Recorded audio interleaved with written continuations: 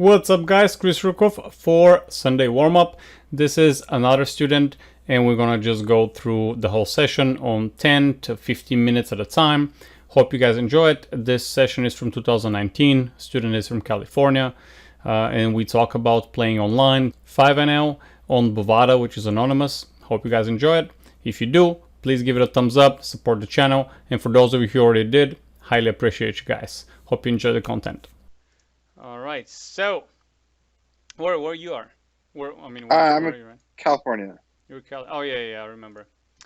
Okay, so you play in Bovada when there's no HUD and it's anonymous. I played there like once.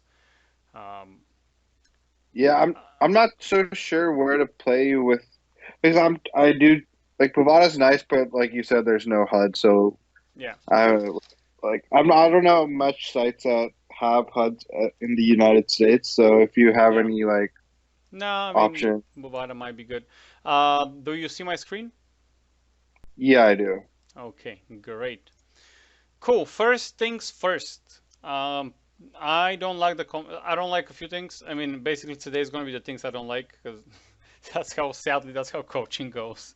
You No, basically it's perfectly fine. bash the other person what he does wrong. Um, Uh, first give me off, one. go ahead. Yeah, just give me one. I'm just opening my notes tab so I can take notes while you're That's fine. talking. Yeah. Again, I'm recording the video after we finish. I'll upload it on Sure. YouTube. It's going to be only visible to. It's going to be unlisted. I'll send you the link. No one else is going to see it. Okay, got it. Yeah. How'd you heard about me, by the way? I don't know if I asked you. Um, I think I looked. I forgot where it was. I think I looked on pokerstrategy.com I or got 2 you. plus 2. Gotcha. It should be on Poker Strategy.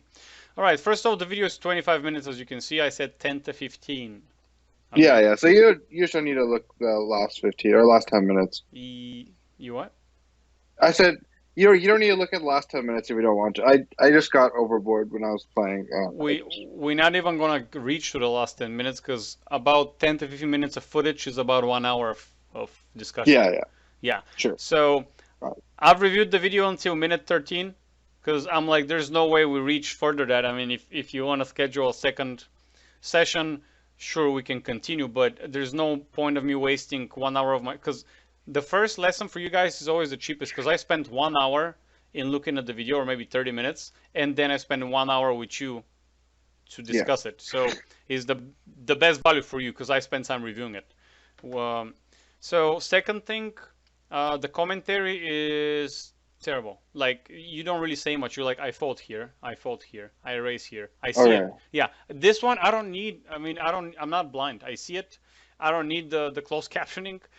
I want to know why do we bet not like because you're saying I bet here. I see it. My question is why do we bet here? Is the board favors this board texture favors more my range or does it favor more his range? Do we bet here for value? Do we bet here for bluff? What do we put him on? Do we have a target range?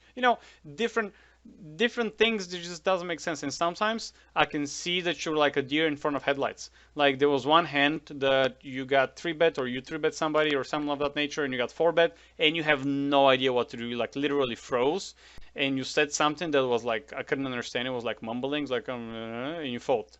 And I'm like, well, this is what I want to see. I want to know what you were thinking there, and hopefully you're gonna clear Okay. that out. Um, so for next time, if you make a video for somebody or for me, just speak clearly. Like even if you say, hey, Yeah. it's I even wrote somewhere in my notes. Saying I don't know is perfectly fine. Saying hey, I have no idea what to do here. I'm just gonna fold because I have no idea. It's great. At least you know what you don't Okay. know. You know what I mean? There's no shame in saying I don't know. Um, 4-color deck. This is 2-color deck. I'd like to see you, and I highly recommend you do a 4-color deck where the clubs are blue and the diamonds are green. No, the Okay. opposite way. Diamonds are blue, clubs are green, because you can see flushes way better. And the other thing I would like to see and highly recommend is auto top up. Auto top up is when you go below 100 big blinds, it auto tops you Okay. up to 100 big blinds. It's going to ease in your game dramatically. Sure. Uh, and the more comfortable you are, obviously, the easier you're going to play. It's like competing when you're hungry and sleepy. You know what I mean? Like, well, you don't want to be hungry and sleepy when you're competing. You want those things taken care of, and not to think about them.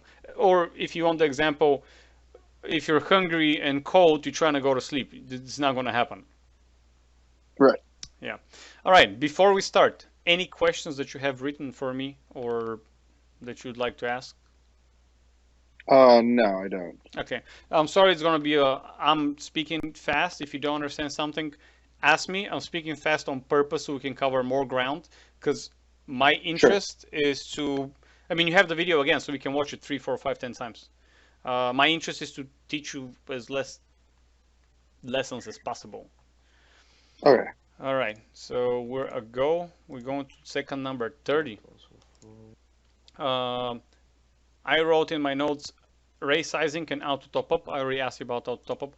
Now, why do we raise 3 big blinds from the button here? So I guess it's 2-5. So my standard raise is usually 3 big blinds. So I raise it 15. What is standard? Can you tell me? Um, Standard. I'm not too sure, but when I was reading like in a book, I forgot which book it was. It was and online when I was reading online. They said that they just said the normal standard the normal standard raise pre-flop is 3 big blinds to 15, and if there's a limper, then you add 5 cents, and so on and so forth. I got you. Okay, my question was, and it's on purpose. It's not made to piss you off. Is can you tell me what standard is? I don't know what standard is. Can you explain? I stand for me like standard was like what like a lot of people were saying online, but Okay. I guess that's not really That's no, standard, no. but That's exactly. I'm just setting a trap for you here. Okay, standard is what most people do, right? That's considered standard, right, and most people lose in that game. right. So Oh, yeah, yeah, you know what I mean? You don't like just you need to think it through. Like, why do we do what we do? And if everyone does that, are they a winning player? So in statistical terms, 80% of people lose money on poker, and then the top 20% of poker players actually go from breaking even to winning a little bit. If you're in the top 19%, you make a little bit. If you're in the top 10, you make more. If you're in the top 5, you make more. If you're the top 1, you make the most. So uh, try to think why it became 3 big blinds. Now, the reason how we form, that tells me here that you don't know why we make the sizing the way we make it and what provoked sizings to change over time. So in short terms, the smaller your range of raising, the bigger the sizing that you're gonna use. So from under the gun, I'll suggest you to bet the pot because you have a very narrow size, a very narrow range. For example, if this is the under the gun range, okay, it's 11%. right. Compare this to a button opening range to It's a 41%. lot more, That's right? 4 times more. So if this is 4 times more, why would we raise exactly the same amount? We won't.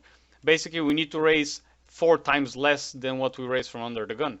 Or contrary, we need to raise 4 times more from under the gun than what we do from a button. So if your button open is 15 cents, that means from under the gun we need to open to 60 cents. You don't do that, right?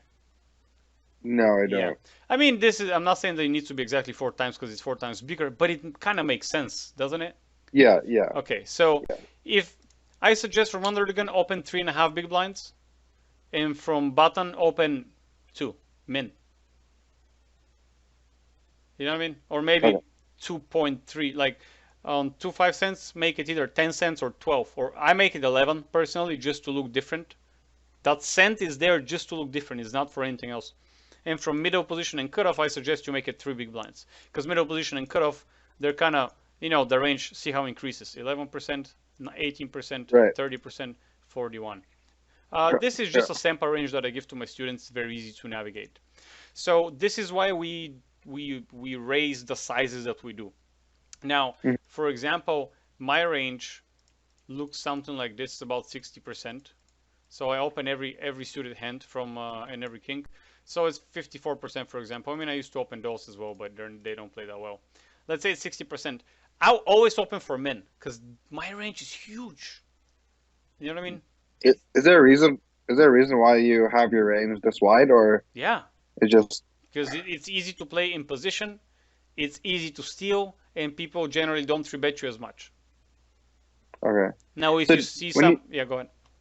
sorry, when you play like better like games that are like higher stakes, do you tend to keep the same range, or do you tend to tighten it up, or I like to answer it with yes or no. Sadly, I can't because okay, no the worries. higher the higher you play, the more the answer it depends becomes a standard answer.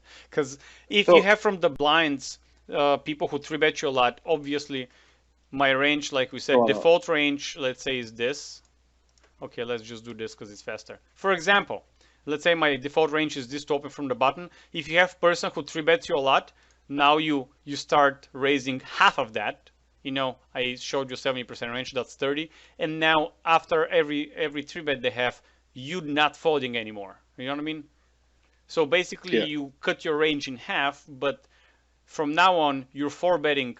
I'll make them in yellow. You're 4-betting this. Let's say they 3-bet you, you start 4-betting that, which is a good chunk of your range, and the rest of it you just call. You know what I mean? So now you don't have So any the fault. You just adjust. So your answer to your question is like, no, I you do just not keep the same range if they act differently than I expected. okay, got it. Yeah. Okay, that makes sense. Yeah. So you basically play GTO strategy with everyone in your life, relationships, poker, any game that we play with you. You're gonna play GTO with me until you find my leaks. Then you're gonna switch to exploitative. Hmm. So you're gonna be using, for example, this range until you find out that I fold my button 90% of the time, and then you're gonna start raising this. I mean, not button, but your blind. If I'm on the big blind and I fold 95% of the time and I 3-bet just 2% of the time, instead of this, now you're gonna switch strategies. You're gonna raise with 100% because now you know 95% of the time it's free money, Right. right? And Hmm. then uh, if I 3-bet, you're gonna just call with this because you know that I'm not doing any. I'm like I have just aces and kings. I mean, you're gonna 4-bet with those, and maybe you're gonna call with all the pocket pairs so to set mine. Because if you flop a set, you're gonna take my money because you do know that I have aces or kings, and everything else Hmm. is just a fold. If I 3-bet, end the story, easy game. But you're gonna just if I 3-bet a lot, you're gonna let's say switch to a smaller range, but then you're not gonna fold. Right. Okay. All right, that was kind of a side note. But this is why we make the raises that we make. Got it. Okay. We base them on the opening range that we have. Um, minute and 30. Next hand. All right, guys, that was it for today. Next time we're going to continue from where we left off. And if you haven't subscribed or liked the video, please do so. Highly appreciate it. And good luck. If you have any questions, leave it in the comments below, or email me, text me, whatever. My contacts are below the video. That's it for today. See you next time.